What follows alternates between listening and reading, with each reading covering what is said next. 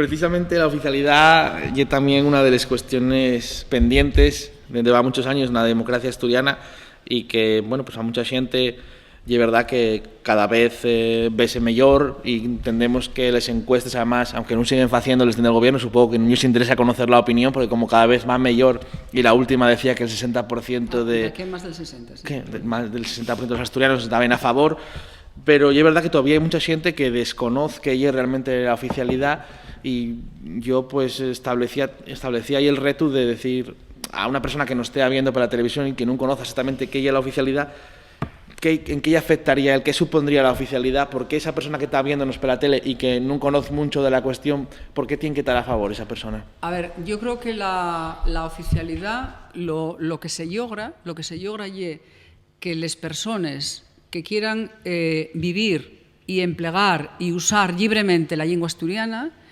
que lo pueden hacer. O sea, y la reconocencia de un derecho. De ninguna de las maneras y una obligatoriedad. Y yo creo que la Constitución española, que en el marco en el que nos movemos, y donde bueno, ahí es donde se mueve la academia, fala claramente de que la única lengua que tiene obligación, o de la que todos tenemos obligación de tal, y la lengua que es oficial para todos los españoles, que es la lengua castellana.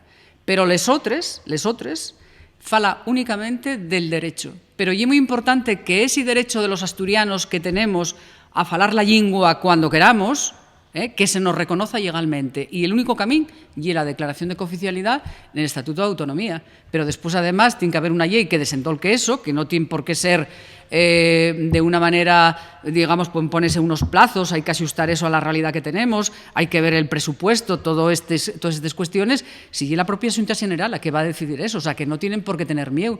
Y dende yo nunca puede ser una cuestión ni de imposición ni de obligatoriedad, pero sí de reconocencia de un derecho.